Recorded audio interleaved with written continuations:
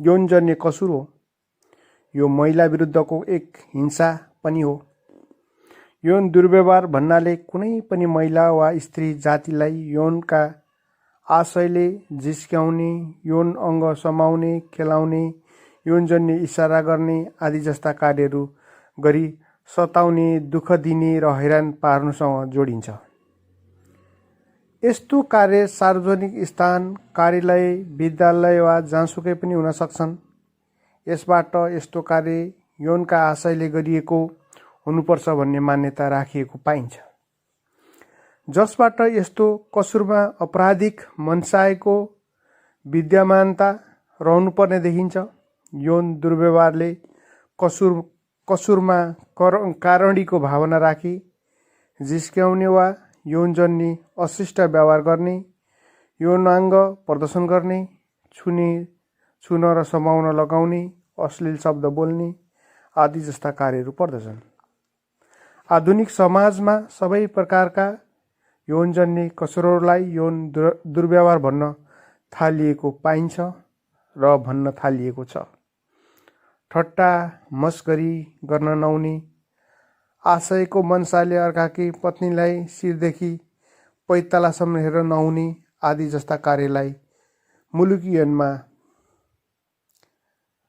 निषेध गरिएको थियो।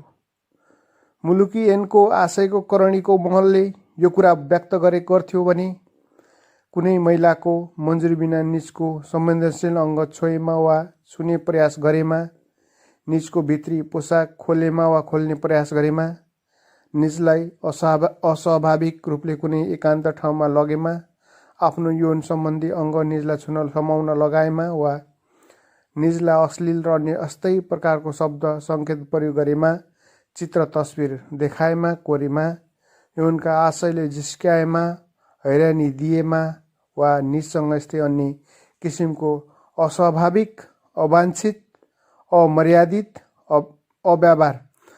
व्यवहार गरेमा निजलाई करणीको आशयले समातेमा यौन दुर्व्यवहार गरेको मानिन्थ्यो। प्रस्तावित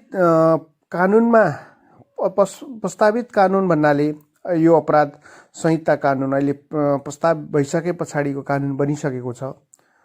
अपराध संहितामा पनि यसको बारेमा उल्लेख छ। कसैले आफ्नी पत्नी बाहेक कुनै महिला वा नाबालिकालाई निजको मन्जुरी बिना करणीको आशयले समातेमा वा निजको संवेदनशील अङ्ग छोएमा वा छुने प्रयास गरेमा, निजको भित्री पोसाक खोलेमा वा खोल्ने प्रयास गरेमा, निजको लगाउने भित्री पोसाक लगाउन वा फुकाल्न कुनै किसिमको बाधा अवरोध गरेमा, निजलाई अस्वाभाविक रूपमा एकान्त ठाउँमा लगेमा, यौन सम्बन्धी आफ्नो अङ्ग निजलाई छुन समात्न लगाएमा, निजसँग अश्लील अन्य जस्तै प्रकारको शब्द मौखिक र लिखित रूपमा विद्युतीय माध्यमबाट प्रयोग गरेमा, यौन आशयको जिस्काएमा, हैरानी दिएमा, निजसँग अन्य कुनै किसिमको अस्वाभाविक व्यवहार गरेमा निजले यौन दुर्व्यवहार गरेको मानिनेछ भन्ने व्यवस्था रहेको छ। अब यौन दुर्व्यवहारलाई हेर्दाखेरि, अब क्लासिफिकेसन गर्दाखेरि सेक्सुअल हेरेसमेन्टलाई 4 प्रकारले छुट्याउन सकिन्छ। एउटा हो शारीरिक यौन दुर्व्यवहार, दोस्रो मौखिक यौन दुर्व्यवहार, तेस्रो लिखित यौन दुर्व्यवहार, चौथो आचरणजन्य यौन दुर्व्यवहार। यसरी यसलाई 4 किसिमले छुट्याउन सकिन्छ। शारीरिक यौन दुर्व्यवहार भन्नाले अनावश्यक रूपमा छुने, अँगाल्ने, हाँस्ने, बाटो छेक्ने, जिस्क्याउने, दाप मार्ने आदि कार्यहरू पर्छन्। मौखिक दुर्व्यवहार अपमानित टिप्पणीहरू गर्ने, फोहोर शब्दहरू बोल्ने, झिस्क्याउने, यौनजन्य चुड्किलाहरू बन्ने, अप्रिय रूपमा यौनजन्य प्रस्तावहरू राख्ने, आमन्त्रण दिने वा सोको लागि दबाब दिने कार्यहरू पर्छन्। त्यस्तै 3मा लिखित यौन दुर्व्यवहार भन्नाले फोहोर उत्तेजक चित्रहरू देखाउने, यौनजन्य सामग्री वितरण र प्रदर्शन गर्ने। आचरणजन्यमा घुमेर हेर्ने, आँखा घुमाउने, यौनजन्य अश्लील इसारा गर्ने कुरासँग जोडिन्छ। अब यसरी हेर्दाखेरि यौनजन्य दुर्व्यवहारले समानता र स्वतन्त्रताको हकमा आघात पुर्याउने कुरालाई नकार्न सकिँदैन। हामीले सरस्वती यो कुरा बुझ्नुपर्छ। गैर कानुनी करणी गर्न फसाउने र वेश्यागमनका लागि सम्पर्क र व्यवस्था गरिदिने कार्य पनि यौन दुर्व्यवहारसँग परिन्छ। यौन दुर्व्यवहारमा सजाय हुन्छ। यसले यौन दुर्व्यवहारले कसुर गर्ने व्यक्तिलाई 3 वर्ष कैद वा 30,000 रुपियाँसम्म जरिमाना हुन्छ भनेर कानुनले व्यवस्था गरेको छ। त्यस्तै भिक्टिम अफ सेक्सुअल हेरेसमेन्ट यौन दुर्व्यवहार पीडितलाई क्षतिपूर्ति दिने कुरा जोड्छ। त्यस्तै गरेर यस प्रकारको यौन दुर्व्यवहार गरेमा निजलाई कानुनी सजायको व्यवस्था कानुनले गर्छ। कार्यस्थलमा हुने यौन दुर्व्यवहार पनि त्यसैसँग जोडेर हेर्न सकिन्छ। यसलाई यौनजन्य आशयले शरीरको अङ्ग छुनेदेखि कुराहरू, अश्लील शब्द यौनजन्य क्रियाकलाप गर्ने कुरा, लेखेर बोलेर इसाराले गर्ने कुरा, यौनजन्य क्रियाकलापसँग प्रस्ताव राखेर गर्ने कुरा, आशयले जिस्क्याउने कुरासँग यो जोडेर हेर्ने गरिन्छ। यौनसँग जोडेर र दुर्व्यवहारसँग जोडेर यस्ता कुराहरू हेरिन्छ र कार्यस्थलमा हुने दुर्व्यवहारलाई विभागीय कारबाही अन्य विभिन्न प्रकारका कारबाहीहरू गर्ने गरिएको पाइन्छ। यसरी हामीले यौन दुर्व्यवहार सम्बन्धमा सर्वोच्च अदालतले गरेका फैसलाहरूलाई पनि हेर्नुपर्ने हुन्छ।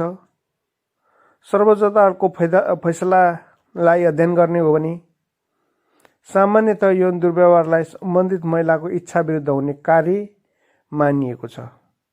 यस कार्यले बलात्कारदेखि यौनजन्य शोषण, जिस्काउने, शरीर छुने, अपशब्द बोलेर सुनाउने, छाडाचित्र देखाउने, कोर्ने, आँखा झिम्काउने आदि कार्यलाई जनाउँछ, जसले पीडितको कार्य सम्पादन, स्वास्थ्य र पेशागत जीवनमा समेत व्यापक रूपमा असर पर्छ भन्ने कुरालाई दुईमत हुन सकिँदैन भनेर सर्वोच्च अदालतले यौनजन्य दुर्व्यवहार भनेको व्यक्तिको विरुद्धमा यौनजन्य मनुष्यले गरेको कुरासँग जोडेर व्याख्या गरेको पाइन्छ।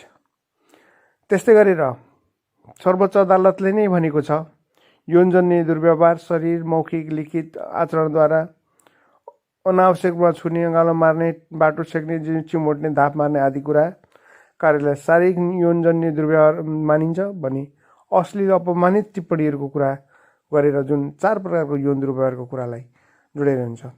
अब sexual harassment, person women imprisonment of deterioration भनेर चाहिँ भन्छ। अर्काको कैद र थुनामा बसेका महिलाहरूलाई पनि यस्तो यौन दुर्व्यवहार गरेको रहेछ भने कारागार, सुधार गृह, प्रहरीसँग जोडेर त्यसलाई हेरिन्छ।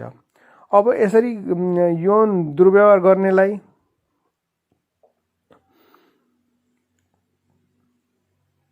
महिलालाई सरकारी कर्मचारी करणी गर्न र कसैलाई सहयोग पारी निजलाई करणी गराउनु हुँदैन भने अपराध संहिताले भनेको छ। कसैलाई पनि त्यस्तो गर्नु हुँदैन। सजायको व्यवस्था गर्छ, क्षतिपूर्तिको व्यवस्था गर्छ। अब आफूसँग रहेका बालबालिका महिलाहरूलाई आफ्नो संरक्षण रहेकालाई गरेमा झन् ठुलो सजायको कुरा गर्छ। केयर होमहरूमा अथवा स्कुलहरूमा, कलेजहरूमाको कुराहरू गर्छ। अब आफ्नो संरक्षण र सुरक्षामा रहेको व्यक्ति महिलाको करणी गर्ने दुर्व्यवहार गरेमा त्यसलाई एउटा एकदमै जघन्य रूपमा हेरिन्छ, जसलाई आशयबाट पनि यौन दुर्व्यवहार गर्नु हुँदैन। बालबालिकासँग जघन्य रूपमा हेरिन्छ, त्यसलाई punishment for sexual abuse of child भनेर भन्ने गरिन्छ, जसबाट दुरुपयोगको पीडित नाबालकलाई क्षतिपूर्ति भराउने, बाल यौन दुर्व्यवहारको कुराहरू अभियोग गर्ने कुराहरूसँग जोडिन्छ। बाल यौन दुरुपयोगको मुद्दामा सर्वोच्च अदालतबाट प्रतिवादी सिद्धान्तलाई हेर्ने भने बालिकाको मुख, नाक र अन्य शरीरका विभिन्न भागमा पुरुषहरूले गर्ने हरेक प्रकारका अनैतिक क्रियाकलापहरूसँग जोडिन्छ। यसकारणले हामीले भन्न सक्छौँ यौन दुर्व्यवहार कसैले कुनै पनि महिलाहरूलाई गर्नु हुँदैन, गर्ने आशयले कार्य गर्नु हुँदैन र गर्ने काम गर्नु हुँदैन। दुर्व्यवहार एक किसिमको दण्डित कार्यसँग जोडेर हेर्नुपर्छ र यो फौजदारी न्यायको सिद्धान्तले हेर्दा यसलाई अपराधिक क्रिया मानिन्छ र जस कार्यबाट दण्ड सजाय र क्षतिपूर्तिको पनि व्यवस्था गरेको हुन्छ। यो एक प्रकारको अनैतिक प्रकारको कार्य हो जसबाट समाजमा अमन चैन, शान्ति सुरक्षा, मान मर्यादा, प्रेस्टिज, इज्जत, सम्मान त जान्छ आफूलाई कानुनले दण्डित समेत गर्छ भन्ने कुरा बुझ्नुपर्ने हुन्छ।